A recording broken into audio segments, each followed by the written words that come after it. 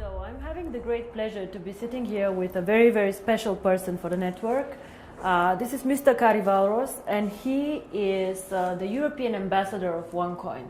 So he is somebody who drives actually the network in Europe, be it the Scandinavian countries, Germany, UK, but also Russia and Kazakhstan, which are very important markets for us actually. So Kari, how have the last months been for you? Oh, where could I be?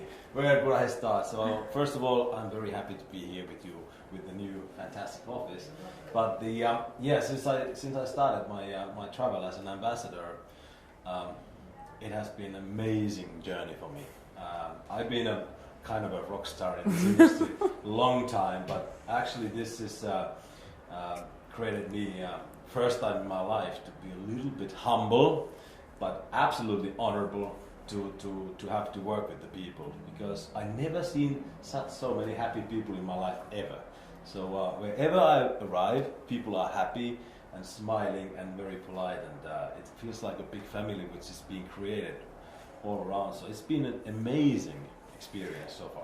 So I know you want to ask me some questions, but before we do this, I want to ask you one.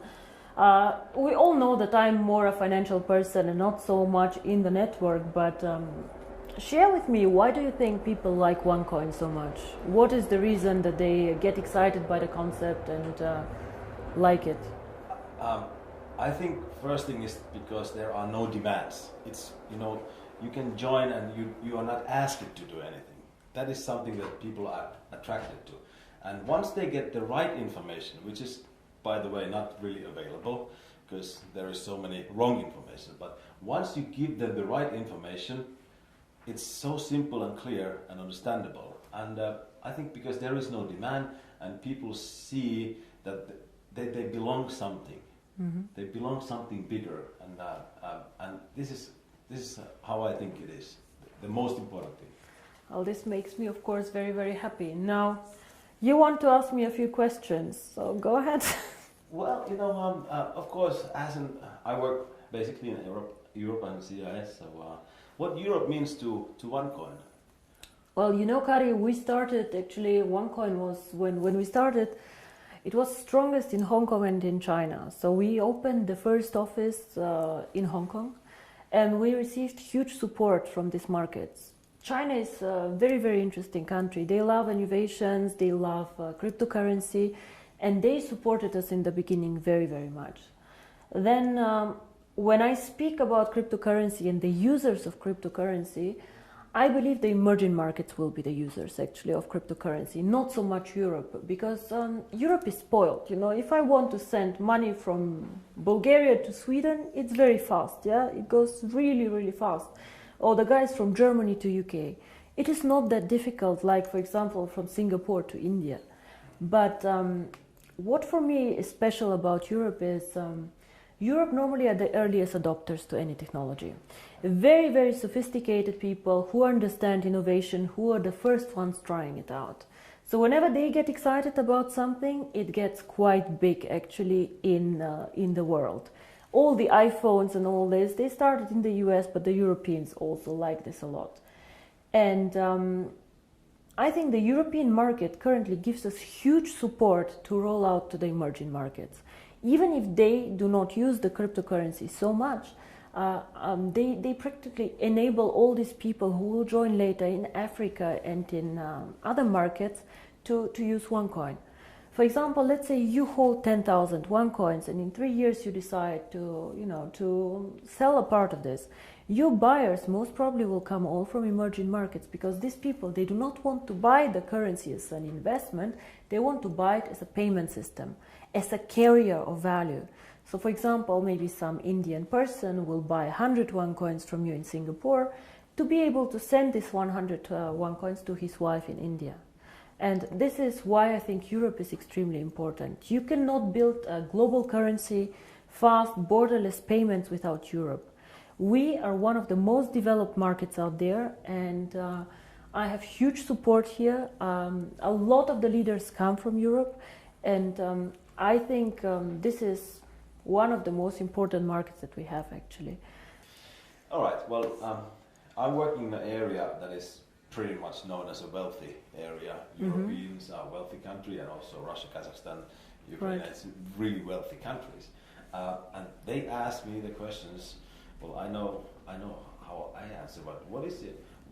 Because they are limiting the coin sales. So what is your answer to that? That why we are limiting the coin sales so drastically? I see. How they think that so your question somebody is, wants to sell more coins. So your question is, some of us mine coins and they go to the internal exchange, and some of us sell coins and buy coins. Yeah. So as one coin, as I say, is 1 year old. First of all, it's not like Bitcoin. It is not a liquid market yet. So it means that there might be a day where we have a huge demand for coin sales or a huge demand for coin buying. And this is why we as a company always say buying and selling the coin should never be a reason why you join. The coin actually needs to be used. So we need to have some time, and I say always it's 3 to 5 years until we really manage to have a usability and a liquid market where you can do unlimited sales and buying actually on the market. Until then, Kari, if you do not have limits, for example, what can happen is that one person with a huge sales order or huge buy order can distort the price a lot. And this is what happens to Bitcoin often. I don't know if you see all this going up, down in a very, very big amount. And this is called volatility, and we do not want to have a very big volatility for our coin. People do not understand how it can be that Bitcoin today is worth $500 and tomorrow only $400 within a day. This is very disturbing, and if you are a merchant who takes Bitcoin, you don't want to have this, because you want to be sure that if you take a Bitcoin today, it will not be valued 20% or 30% less tomorrow. Of course, you're very happy if it's valued 30% more, but it goes both sides. Absolutely, yeah. So cryptocurrency is one of the riskiest assets actually out there. High volatility, low liquidity on the markets. So for us to achieve a high liquidity, we need to work first on the value creation of the coin, on the liquidity, and it will take time. So all these people, why we have created this exchange? We have created it so people can learn to trade it, but it's not a self, the idea is not just that we go buy and sell the coin there, but we wait for the usability of the coin. This coin is very, very young. We have so much way to go, but we have created miracles already. So I'm looking very, very positive into the future.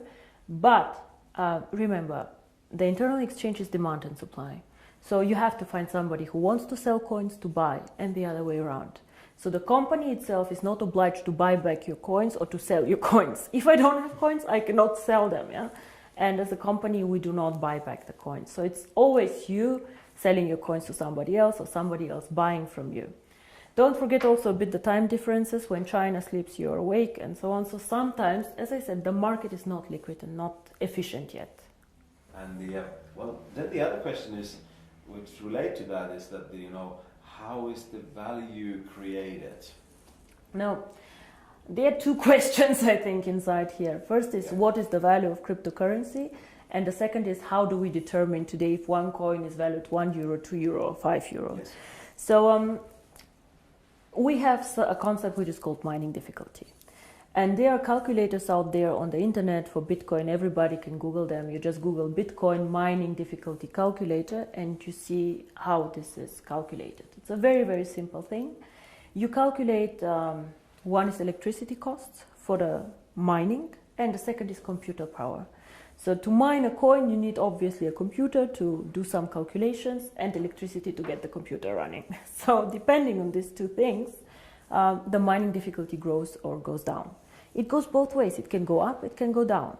The more miner join, however, the more people who want to mine, the higher the mining difficulty goes, because more of them are in the pools. And this is, of course, what happens to one coin. So you can simulate this with these calculators. It's nothing that one coin invented. And this is how we today measure the value of the coin. Yeah? So we say if it costs us €5 to create the coin due to electricity, the servers and the computer power, this is what we think is the appropriate price. Of course, it fluctuates up and down based on demand and supply, but always in a corridor actually that we have set. So this is how we determine the price today. And the second question that you had actually is, but one day we go to the open market, so how do we know what is the value of this cryptocurrency? Why is Bitcoin worth $400 and not 1,000 or whatever? And here, in my opinion, there are two things how we determine the value of cryptocurrency. Cryptocurrency is not backed up by anything. We know this. So it's actually worthless. So it's not backed up by gold. It's not backed up by any other asset. OneCoin is not backed up. Yeah? Bitcoin is not backed up. But there's still value inside, and I tell you why. One is, first of all, the brand. Bitcoin currently have a very strong brand. Everybody knows them. They were the first one. Of course, there are always good and bad things about the brand, but they are very well known. Milka Chocolate is a very well-known brand. Procter & Gamble are a very, very strong brand. So the more people joining OneCoin and the more people speaking about OneCoin, the stronger our brand becomes. And this, I think, is something that makes us really a family, because if you go in the network marketing approach and go and sell shampoo, it does not make you stronger if somebody on a sideline sells shampoo. Only your downline makes you happy. But here, if another team makes OneCoin popular out there, this makes also your coin stronger and your team stronger. And this is something very, very special about OneCoin, I think. And so the brand. And we have currently about 2 million paid members. In the database, we have over 10 million people who know about OneCoin. So we for sure have more users than Bitcoin, for sure. We are different, we are in a different system, but there are 2 million people who tomorrow could start using the coin if we want to. And this is great. So this is one part of the value, but most people use Bitcoin currently as value storage, like gold. I put it in the safe and I keep it there, which is okay, but a bit of a dangerous concept. Everything that goes up can also go down, and you're not special. You know, and if you're not special, why use OneCoin? Why not use 2Coin, 3Coin, dark coin, who knows? So we are probably one of, or probably the only company who focuses so much on usability of cryptocurrency. Why cryptocurrency? How can it change the world? And our two slogans are the future of payments or join the financial revolution. We believe that actually cryptocurrency can be a vehicle for money transfers. So for example, as you do Western Union transfers, you can use cryptocurrency to do a transfer. Fast, borderless payments. And there's a huge demand for this. 2 billion of people have no bank account. 2 billion. Of course, we cannot capture all of them. But again, if we capture only 10 million or 100 million people, it's a network. It grows so fast. We see what happened. You know, December 2014, I was sitting at my desk and I had a bet with Per Carlson, who is not here anymore, if we will manage to have 10,000 people. And we did a huge celebration with 10,000 people. Today we have 2 million after 12 months. It is incredible. And this is the network effect. The more people know about OneCoin, the more they will come and the stronger the brand becomes. Everybody talks about MLM today, that it's pyramid, whatever you call it. For me, I have worked with this for a very long time. For me, it's one of the biggest industry today in the world. But if I ask you, why did you choose to do MLM, to build this company up? I know that you have a background in financial everything, but why did you do this? It was not an easy decision, first of all, to do network marketing. When I started OneCoin, my vision was to do cryptocurrency. And outside in the industry, I did not know the industry well, to be honest. I knew some people who were working there and who are either personal friends or good acquaintances, so who I trusted. But what I saw in the beginning were some companies who really went bankrupt in a bad way, owing money to their members, money to their people. But I also saw some mainly product-based companies who were doing a very, very good job out there and an impressive track record. So I saw that not everybody is bad or not everybody is good. So it's an interesting industry. Why I chose it for my cryptocurrency? I believe that we as a cryptocurrency can be only successful if we have many users in a global network. And to be honest, I did not see a better distribution model for this. I did not see another way to attract people in to the cryptocurrency and these people to be spread out geographically so well. OneCoin can work only if it does cross-border payments. So if I have OneCoin only in China or only in Europe, it will not work well. We need the emerging markets, which is Asia, Thailand, Philippines, India, Africa, very, very interesting. These are the users of the coin. And if I would have gone in a traditional way, let's say with an IPO, with big investment funds, these people can buy, let's say, 100 million of coins, but they keep them, they do not use them. So for me, it was more important to get many, many users, even with a small investment sum or with a small sum that they want to participate with, but spread out geographically. And until now, I do not regret it. It's a very competitive industry. Unfortunately, sometimes I see the concept misrepresented. Yeah? We focus mostly on education, financial education, because in my opinion, nobody can understand cryptocurrency, nobody can understand even the financial world out there without education.